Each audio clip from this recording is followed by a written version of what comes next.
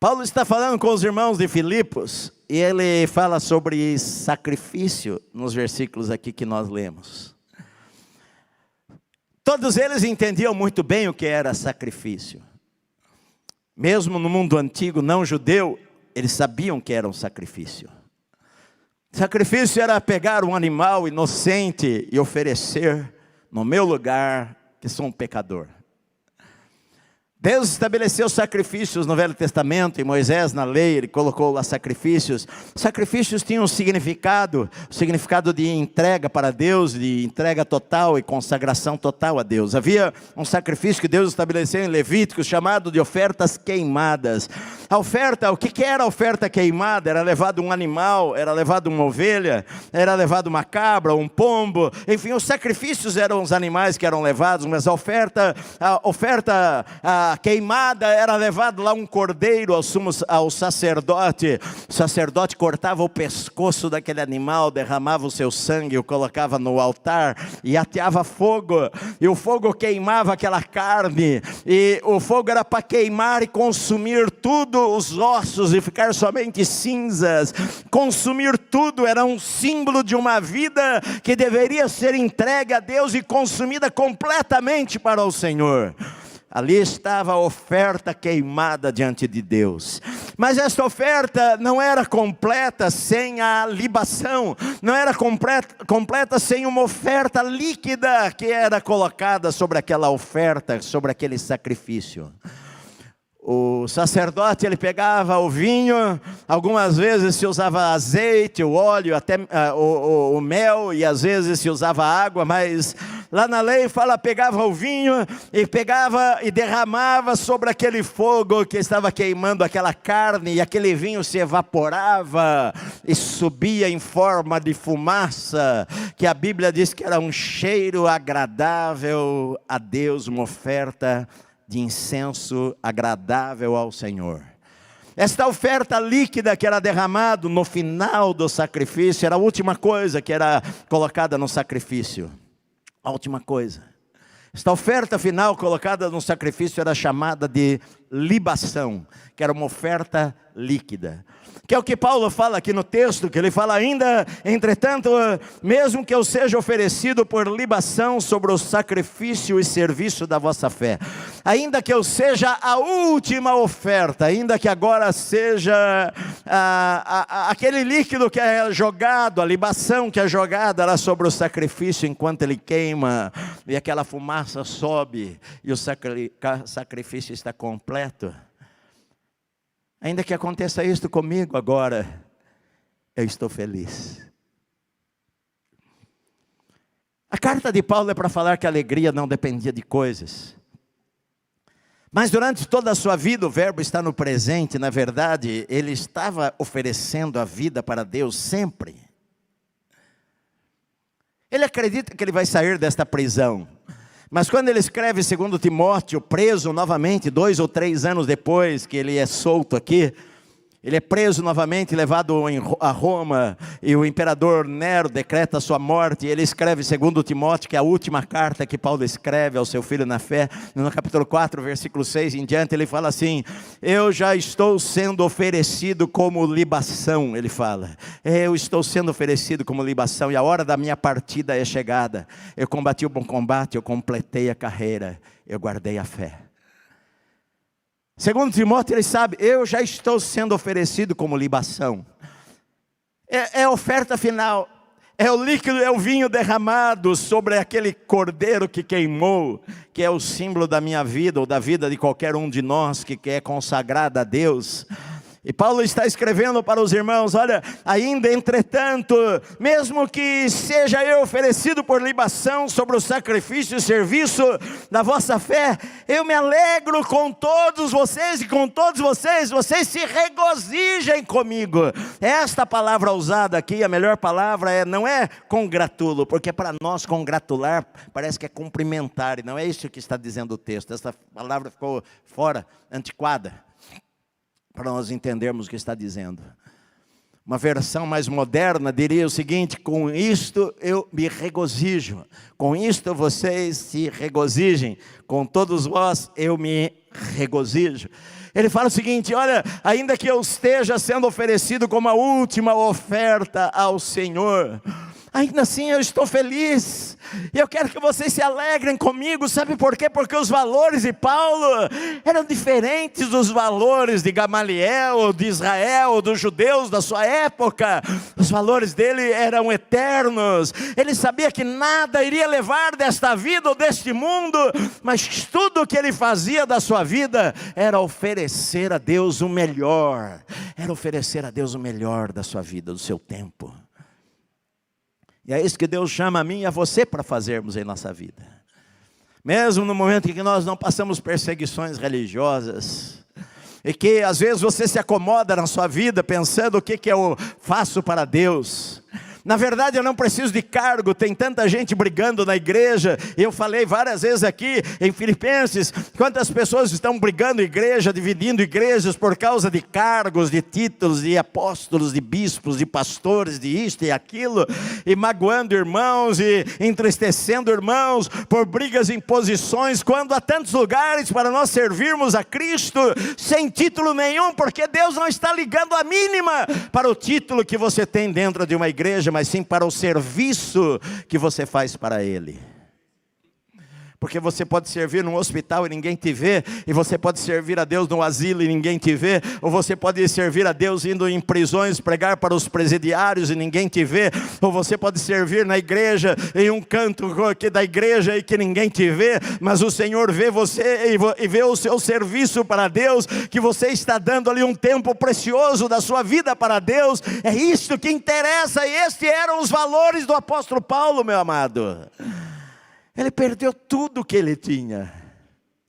O título de cidadão romano serviu para ele apenas para que ele não ficasse num calabouço agora, mas depois, quando ele é preso em 2 Timóteo, e quando ele perde a sua vida, ele está num calabouço, num buraco.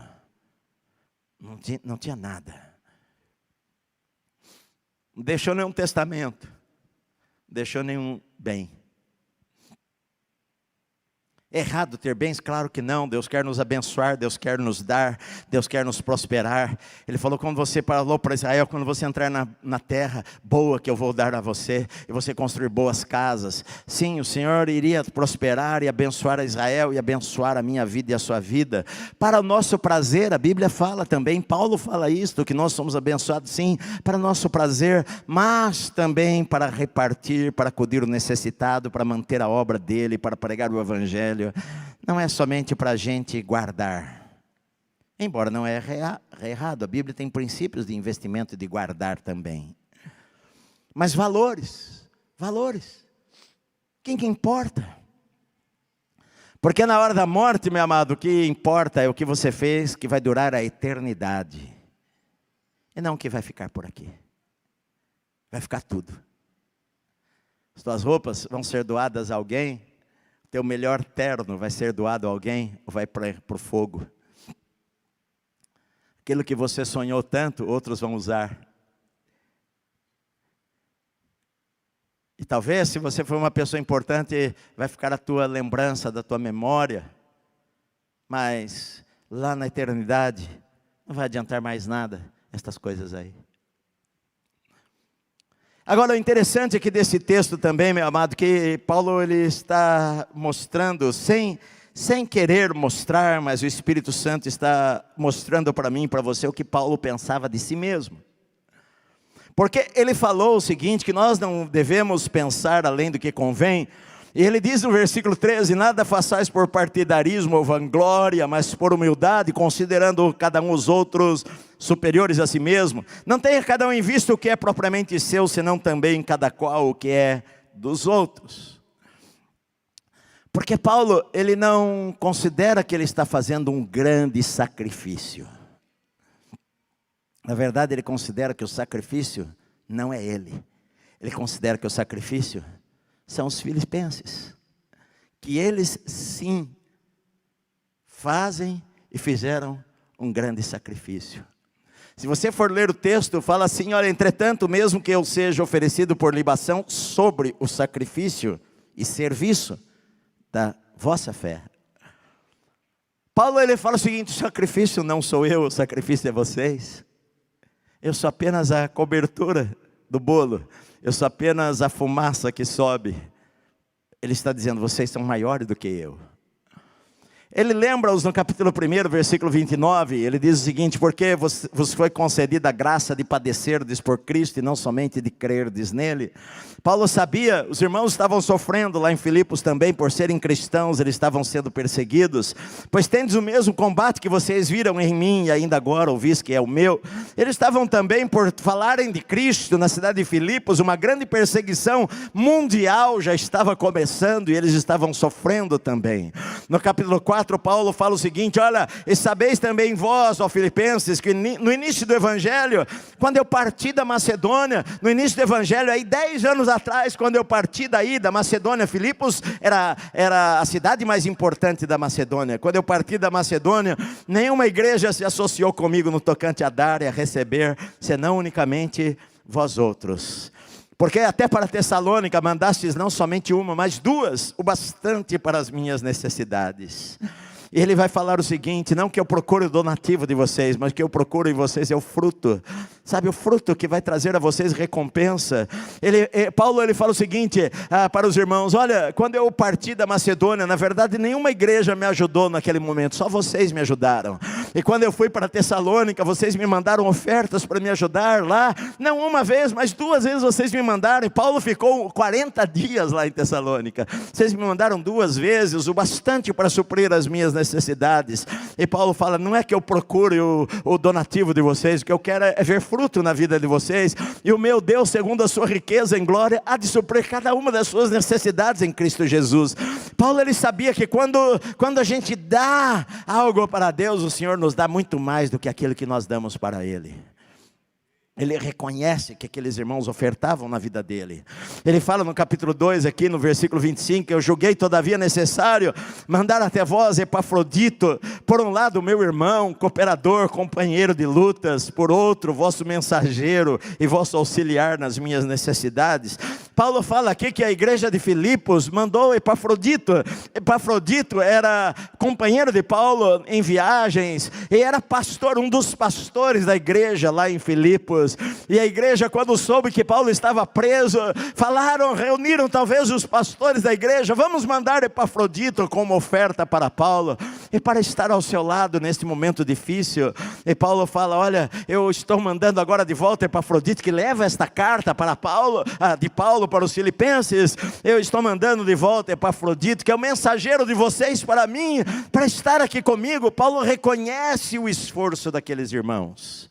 Em 2 Coríntios, quando Paulo está levantando uma oferta para os santos, para os crentes lá em Jerusalém, ele escreve pedindo aos coríntios para participarem daquele momento, de ofertarem, de ajudarem os santos que estavam passando por dificuldades em Jerusalém. E ele usa o exemplo dos filisteus, dos macedônios, falando para Corinto, diz assim: também, irmãos, vos fazemos conhecer a graça de Deus concedida às igrejas da Macedônia, de Filipos, porque no meio de muita prova de tribulação, eles manifestaram abundância de alegria, e a profunda pobreza deles superabundou em grande riqueza da sua generosidade.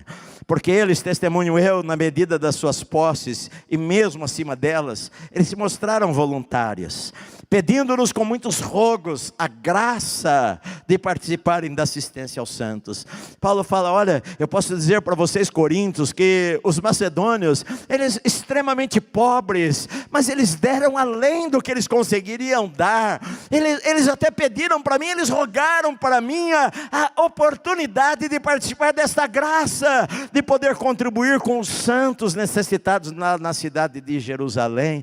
Eles fizeram isto. E na verdade, quando Paulo olha para os irmãos em Filipos, ele vê neles o sacrifício.